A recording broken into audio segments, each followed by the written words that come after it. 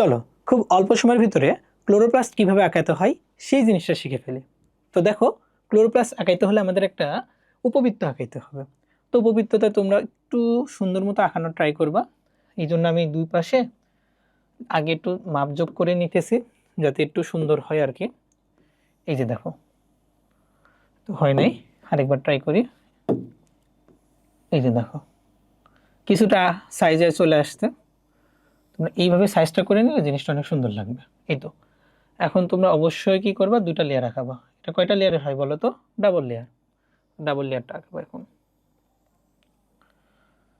এই তো তোমাদের প্রাথমিক কাজ শেষ। এরপরে কি করবা, জাস্ট ভেতরে ভেতরে দেখো, এইভাবে যদি তোমরা আঁকাও জিনিসটা দেখতে অনেক সুন্দর লাগবে।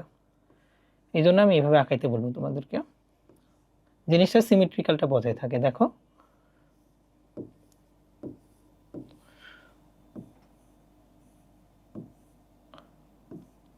যদি মনে হয় যে খুব বেশি হয়ে যাচ্ছে তাহলে একটু কম করে দিবা, কোনো সমস্যা নেই। সিমেট্রিটা বজায় রাখবা, যে তুমি দুই সাইডে কি করবা, একটা করে দিবা, তারপরে এইখানে দুইটা করে আঁকাবা, মাঝখানে তিনটা দিবা। তো দেখতে অনেক সুন্দর লাগবে দেখবা। পরীক্ষাতে তুমি যত সুন্দর করে আঁকাইতে পারবা তোমার নাম্বার কিন্তু তত বেশি আসবে, তাই না? এরপরে দেখো, জাস্ট কানেক্ট করে দাও। তো অন্য কালি ইউজ করতেছি দেখানোর জন্য। দেখো আমি জাস্ট কানেক্ট করে দিচ্ছি। এই যে দেখো, জাস্ট এখন কালেক্ট করে দাও। এই যে দেখো, সিমেট্রিক্যাল আঁকানোর সুবিধাটা কোথায়? এই যে দেখো কত সুন্দর লাগতেছে এখন দেখতে লাইনগুলো।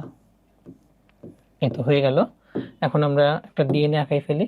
ডিএনএ অবশ্যই বৃত্তাকার এবং কি হবে বলতো, দ্বিসূত্রক হবে। হয়ে গেল। কিছু রাইবোজোম দিয়ে দিব আমরা।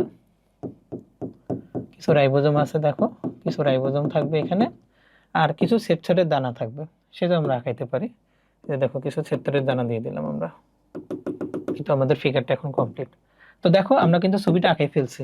তো আমাদের খালি ছবি আঁকাইলেই চলবে না, আমাদেরকে তো লেবেলিংও করা লাগবে। তাহলে নিচে লিখে দিবা, এটা কার ছবি বলো তো?